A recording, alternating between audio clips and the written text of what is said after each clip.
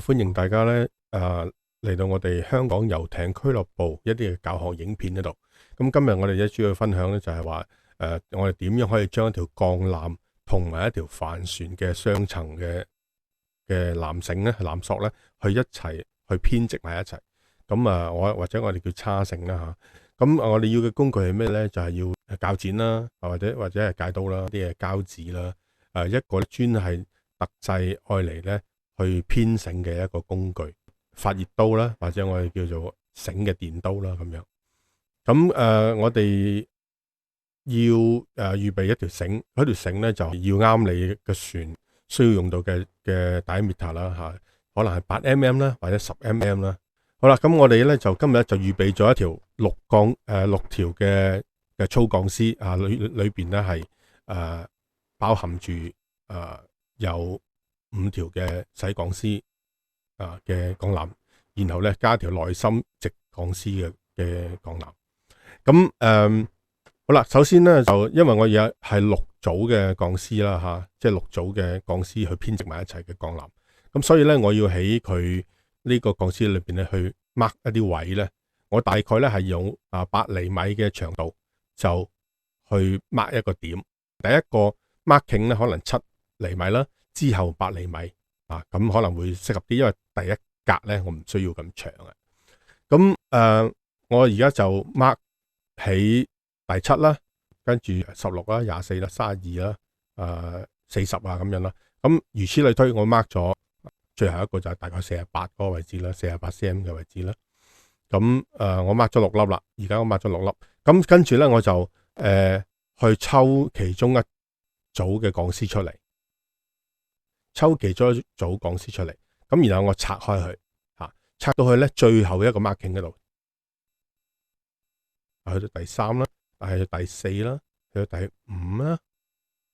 去到第6嗰個。去到第6嗰個咧，跟住就用一把好利嘅鋼剪咧去剪咗佢。點解要用利嘅鋼剪咧？因為如果唔利嘅話咧，佢會披口嘅。咁你要用啲比較利嘅鋼剪去鋼絲剪去剪咗佢，跟住咧將佢收翻好佢。好啦，跟住我抽第2條鋼絲出嚟，抽第2條鋼絲出嚟。咁一路咁抽啦，抽到好翻去咧正話嘅第5格嗰度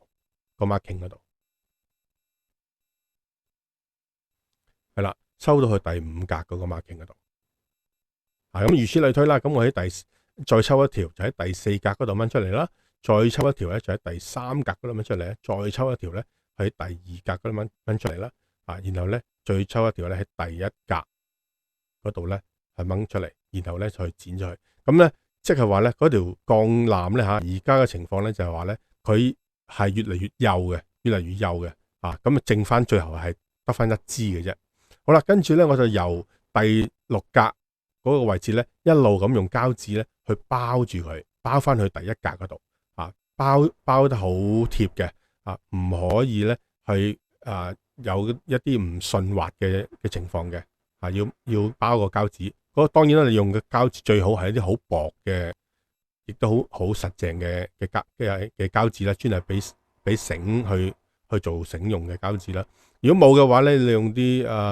嗰啲皺紋膠紙亦都可以嘅。好啦，跟住用你嗰條帆船嘅繩啦，你將嗰條帆船嘅繩咧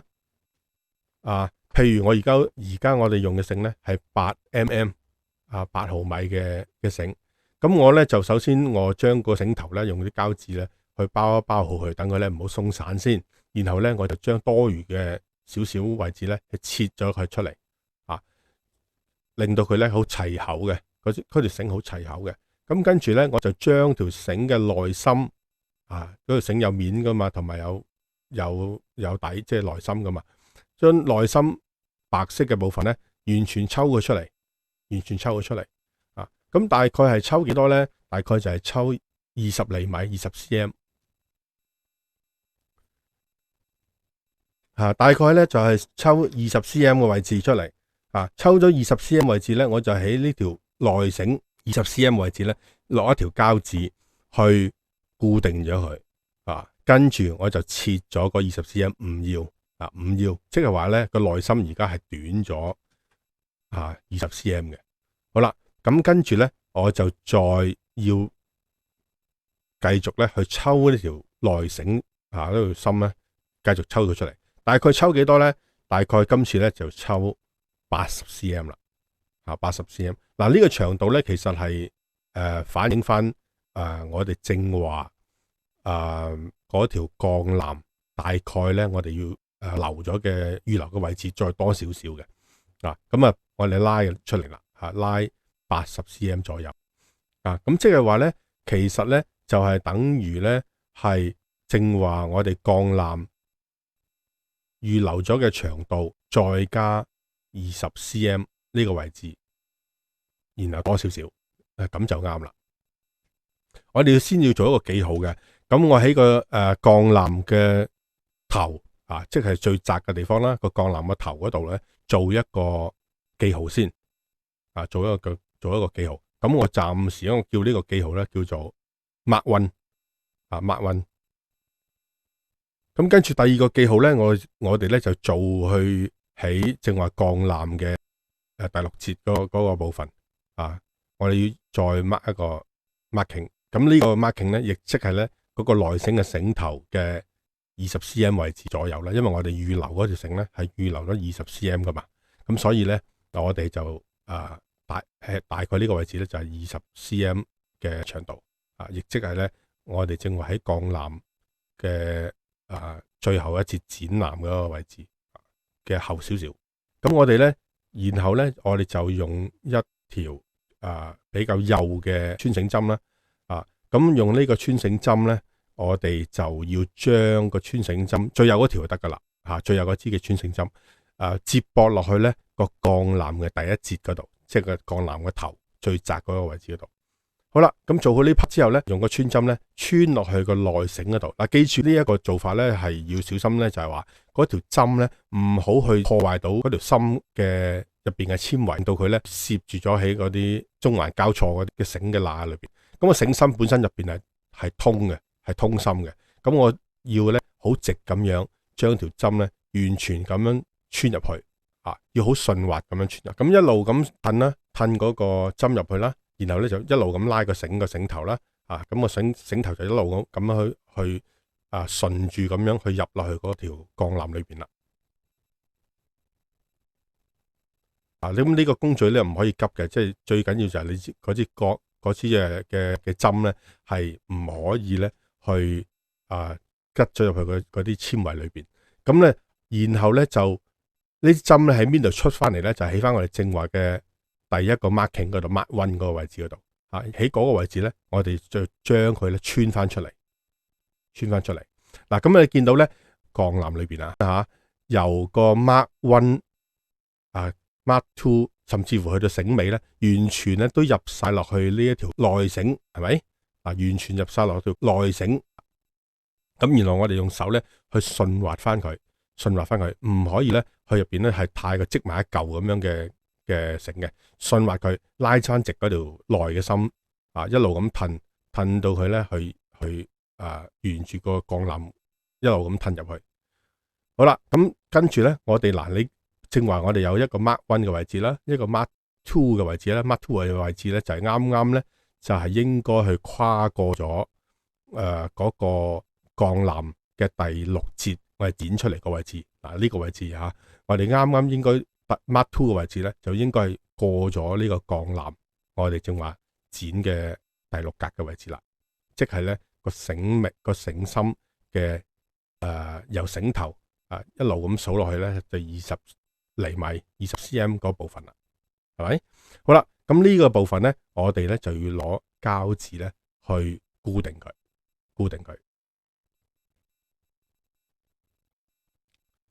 咁要緊少少咁固定佢，緊少少，因為咧希望佢咧係去紮實咗佢，同埋嗰個入邊嘅鋼纜去紮實咗佢。好啦，咁跟住我哋將個繩頭嘅膠紙咧剪翻開佢，鬆咗佢，咁入邊嗰條鋼纜咧係唔會走位噶啦，因為仲係用力咧去用膠紙去紮住咗佢啊嘛。咁跟住我哋除咗膠紙之後咧，我哋就將呢條繩芯咧所有嘅纖維咧全部分開晒佢。佢本來中環交錯嘅，咁我哋將佢去分開佢。咁呢個你要留意啦，因為咧有啲帆船嘅繩咧，嗰條芯咧係16芯啦，有啲24芯啦，咁我哋要慢慢將佢開，即係將佢全部去拉直晒佢，拉到去邊度咧？就係拉到正話固定膠紙嗰個 Mark II 嗰個位置，將嗰啲繩芯咧分開3組，將啲繩芯咧分喺3組。咁喺呢個時候，我要加多一個膠紙就穩陣啲嘅，即係話咧，我將佢呢個繩芯咧固定好，唔好再鬆散啦。我哋喺一個位置制止佢，唔可以再繼續鬆散啦。跟住咧就將佢分成3份，平均咁樣分3份，平均噶咯。而家好平均分開3份，你大概幾多條咁樣一組啦，分開3份。咁分開3份之後咧，我哋就喺每一份嘅內繩分咗之後咧，我哋就喺個繩頭嗰度咧去加一貼膠紙，去將佢紮埋一齊。個膠紙咧唔需要太紮嘅位置，唔需要太多嘅，即係淨係紮住佢，等佢唔好鬆散，咁就得噶啦。咁紮咗之後咧，你見到有啲繩尾多餘嘅，我哋攞鉸剪去剪咗佢啦。好啦。咁而家咧，分成咗3份咧，3等份，長度咧都係一致嘅，咁咧就將全部繩尾咧去剪晒去。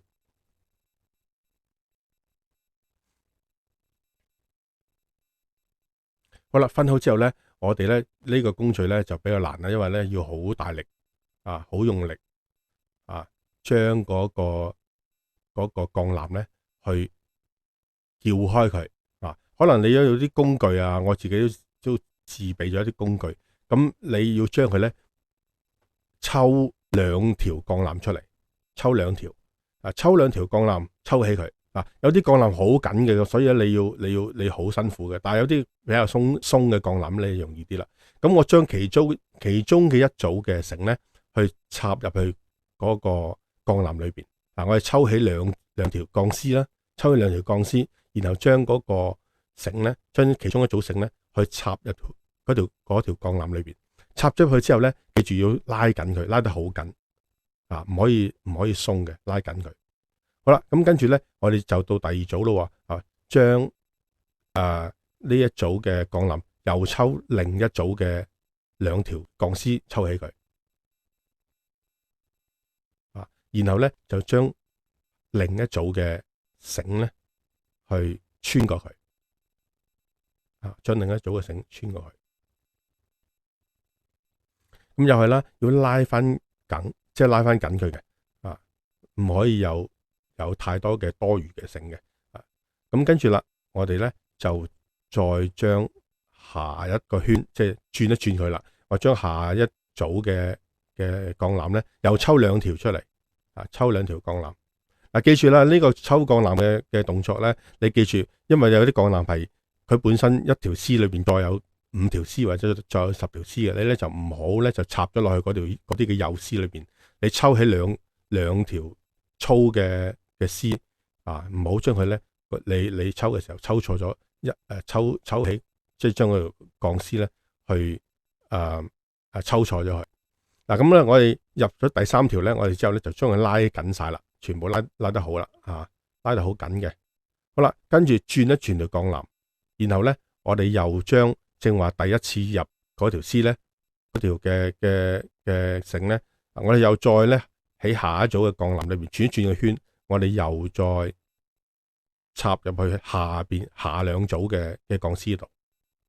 如此類推，每一組嘅鋼纜咧，我哋應該係入3次，即係我哋每入完一次轉一轉嗰條鋼纜，然後咧抽另一組嘅繩，又插入去嗰2條。抽起2條絲插喺裏邊，咁咧就每一條繩，即係每一組嘅繩咧，都要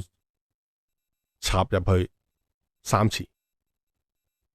即係話咧 total 有9次，有9次要做呢個動作嘅。咁呢個動作都幾難做嘅，因為你好大力咧先抽得起鋼纜嘅，有啲鋼纜係好緊嘅，唔係咁咁輕易嘅。咁啊，亦都個次序咧插嘅時候咧就唔好插錯啦，因為插錯咗咧，佢令到嗰個接駁位咧好大嚿嘅，會凸起得好大嚿嘅，咁就唔靚咯，同埋唔順滑咯。如果你要呢條繩咧係要過啲 pulley 嘅時候咧，佢有機會個 pulley 係如果窄嘅話咧過唔到嘅，咁所以咧你盡量咧嗰個位置係要做得好 smooth 好順滑嘅。好啦，咁入晒3次之後咧，我哋咧就要攞個電刀啦，攞個電刀或者一個即係電嘅即係解刀啦，用咗個繩去將嗰啲繩尾咧多餘嘅剪走佢，切走咗佢，切咗佢啦，唔要多餘嘅，唔要多餘嘅，切走咗多餘嘅先，係啦。咁我呢個如果用手提嘅電刀會好啲咯。我哋用機呢個大機咧就冇咁方便咯。咁咧就將佢咧個繩尾咧嗰啲膠溶一溶佢，然後咧將佢貼緊咗落去嗰個鋼纜嗰度，令到佢咧去順滑啲嘅嗰個位置。好啦，做好之後咧，我哋就放翻正話我哋固定嘅位置嘅外皮嘅繩咧，將佢嘅外皮咧去放鬆咗佢，然後咧將佢係還原翻。將佢咧褪翻出嚟，因為我哋正話抽咗個繩尾出嚟，抽咗個繩心出嚟噶嘛。咁我哋將個外皮咧，而家還原翻佢，套翻佢入去。有陣時咧，你可能咧套翻入去嘅時候咧，係套唔晒嘅，因為你條繩咧係粗咗噶嘛。你個內心而家係加埋條鋼纜啊嘛，所以佢係粗咗嘅。有陣時未必咁順嘅，咁你就要點咧？你就喺個繩嘅一個位置嗰度咧打一個結啦，然後咧固定落去一啲嘅固定物嗰度，跟住咧你先再抽個用力咧去拉翻個外皮咧翻去原來個位置。咁因為我哋正話繩頭剪咗20個 cm 嘅內心嘅，咁所以咧而家個繩嗰個外皮咧拉翻佢還原翻之後咧，原則上咧佢係有20個 cm 多餘咗出嚟嘅。咁我哋嗰個正話嗰個交接點咧就應該喺而家個繩心喺個外皮嘅裏邊。喺呢個位置裏邊咧，我抽嗰個繩嘅外皮包咗鋼纜正話交接嘅所有嘅地方，第6格嘅地方之後咧，多餘咗大概20 cm 啦。呢個位置我固定咗佢先。我固定咗佢之後咧，我就再將正話嗰個外皮嘅繩咧，將佢鬆散咗佢。佢原本係即係中環交錯嘅，我就將佢鬆散咗去，又係好似個內心咁樣啦。我將佢分成3等份，分成3等份。咁跟住咧，分咗呢3等份之後咧，我就將佢好似正話叉呢個內繩咁樣，內個心咁樣，將佢咧去叉落嗰條鋼纜嗰度。又係啦，抽起2節嘅抽起2絲嘅鋼纜啦，然後咧將其中一組嘅外皮嘅繩咧去穿過去啦，咁跟住咧我轉一轉佢嘅時候，又抽另一組，又再穿落去啦，咁如此類推咧，外皮都係好似正話嗰條個心咁嘅做法啦，就係話每個外皮繩都要叉3次，一共咧係叉9次。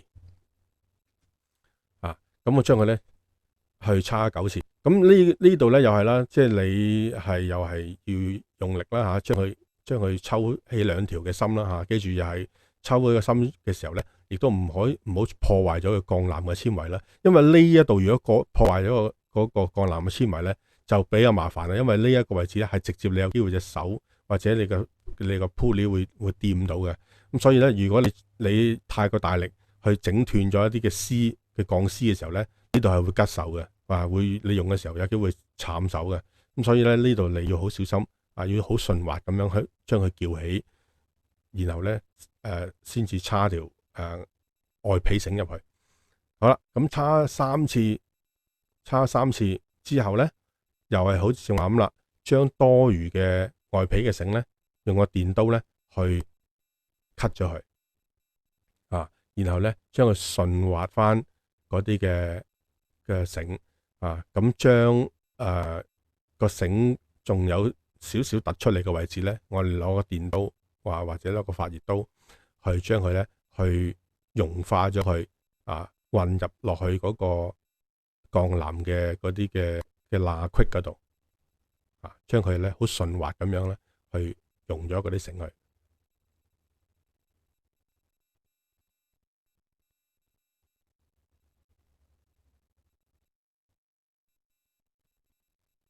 喺呢度做咧，就係要令到佢咧唔會有一啲好吉手嘅感覺